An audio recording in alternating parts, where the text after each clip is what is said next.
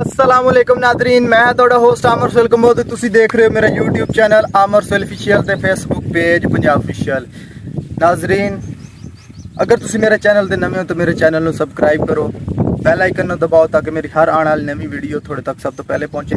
जैसा कि ਤੁਹਾਨੂੰ ਮਾਲੂਮ ਹੈ, ਹਰ ਵਾਰੀ ਮੈਂ ਦੋਸਤਾਂ ਵਾਸਤੇ ਮੁxtਲਿਫ ਟੌਪਿਕਸ ਦੇ ਉੱਤੇ खास कर ज़्यादा कोशिश करदा कि फसलों के मुतल्लिक नवी तो नवी जिहड़ा कि है वैराइटीज़ अच्छी तो अच्छी पैदावार हासिल करने वाली वैराइटीज़ दा जिहड़ी कि है उन्हां दा विजिट करा ते ओह थोड़े दोस्तां नाल शेयर करा।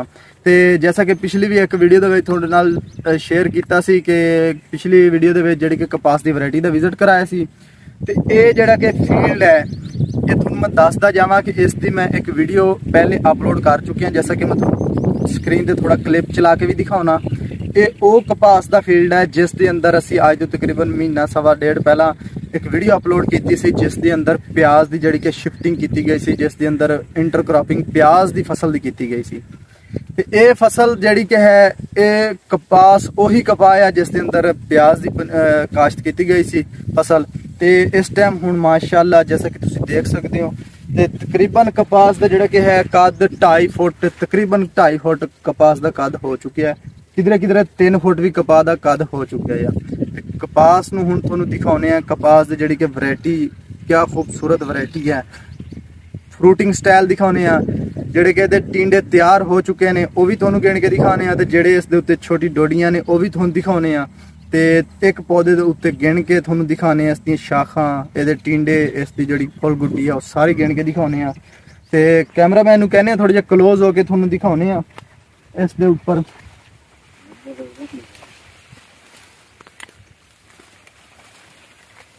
आ तुसीं देख सकदे हो हुण इस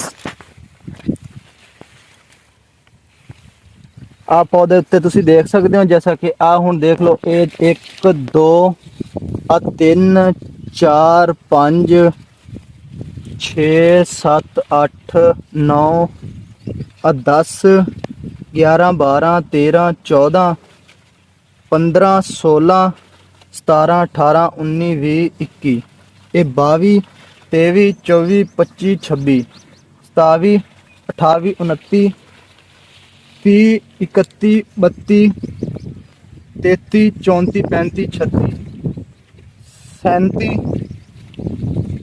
ਤੇ ਆ ਇੱਕ 38 कम अज कम इस टाइम 40 टिंडा जिहड़ा कि है ਇਹਦਾ फुल मैच्योर हो चुका है। जिहड़ी कि है फुल टोडी वो भी गिना दिंदे आ, तकरीबन इस उत्ते 40 50 टोडी इस टाइम 100 टिंडा इस टाइम इत्ते आ चुके हैं। अगर वेखो इस टाइम जी है कि साड़ी जी मौसमी काश्त आ उस दे उपर तकरीबन 3 4 या फिर 5 सिर्फ और सिर्फ टोडियां मौजूद ने, ना कि कोई टिंडा तैयार है।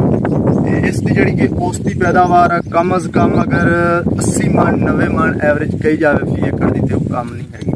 इंशाल्लाह मजीद नैक्सट इस टाइम इस दे उपर किसी भी चीज़ का अटैक कोई नहीं, ना ये सफेद मक्खी का अटैक है, ना इस दे उत्ते सुस्तेले का अटैक है, ना ही थ्रिप्स का अटैक है, ना ही इस दे उत्ते गुलाबी का कोई अटैक है। तो ये बिल्कुल पिंक फ्री वैरायटी है, ग्लैफोसाइड फ्री वैरायटी है। ये जिहड़े कि सीड दोस्त ने मंगवाया सी, ये सिंध वाली साइड तो मंगवाया सी, राजनपुर वाली साइड तो दोस्त सी उधरों इन्हें मंगवाया सीड स्पेशल। तो ये इन्हें सीड इस बार इधर काश्त किया तो काफ़ी ज़्यादा जिहड़ा कि है सीड बेहतर ते बहुत ही आउट क्लास है। फ्रूटिंग थोड़ा होर मजीद दिखाने एक पौधे की तरफ जाके ते तुसी आप खुद इस चीज़ नू चेक करो कि पौधे की जड़ी कि है फ्रूटिंग देखो कमाल है। इंशाल्लाह कोशिश करांगे कि दोस्तां नाल ज़्यादा तो ज़्यादा अच्छी तो अच्छी वैरायटियां लियाण दा उन्हां दे सामने इसकी कोशिश करांगे। ते अगर किसी भी दोस्त नूं इस साल अगले साल वास्ते कपास का सीड चाहिए होवे तो वह भी साडे नाल राबता कर सकते हैं। साडा जिस के स्क्रीन ते उत्ते तुहानूं नंबर शो हो रहा होगा, तुसीं साडे नाल राबता करो ते कमेंट सैक्शन दे विच अपनी कीमती राय का इजहार भी करो। तो इंशाल्लाह तुहानूं कोशिश करांगे A1 क्वालिटी का बीज देवांगे। पहले आओ तो पहले पाओ की बुनियाद ते बीज क्योंकि मखसूस है, क्योंकि इस बारी काश्त कम है तो इस वजह तो ਬੀਜ ਜਿਤਨਾ ਵੀ ਕਿਸੇ ਦੋਸਤ ਨੇ ਲੈਣਾ ਉਹ ਸਾਡੇ ਨਾਲ ਰਾਬਤਾ ਕਰੇਗਾ ਤੇ ਇਨਸ਼ਾਅੱਲਾ ਉਸ ਨੂੰ ਬੀਜ ਮਿਲੇਗਾ। ਤਬ ਤੱਕ ਆਪਣੇ ਹੋਸਟ ਅਮਰ ਸੁਲਕਮ ਨੂੰ ਇਜਾਜ਼ਤ ਦਿਓ। ਇਸ ਵੀਡੀਓ ਨੂੰ ਜ਼ਿਆਦਾ ਤੋਂ ਜ਼ਿਆਦਾ ਸ਼ੇਅਰ ਕਰੋ ਤਾਂ ਕਿ ਦੂਸਰੇ ਦੋਸਤਾਂ ਤੱਕ ਵੀ ਇਹ ਵੀਡੀਓ ਪਹੁੰਚੇ ਤੇ ਜਿਹੜੇ ਕਪਾਹ ਦੇ ਸ਼ੌਕੀਨ ਹਜ਼ਰਾਤ ਨੇ ਉਹਨਾਂ ਨੂੰ ਵੀ ਕਪਾਹ ਦੀ ਵੈਰਾਈਟੀਜ਼ ਦਾ ਪਤਾ ਚੱਲੇ। ਪਾਕਿਸਤਾਨ ਜ਼ਿੰਦਾਬਾਦ।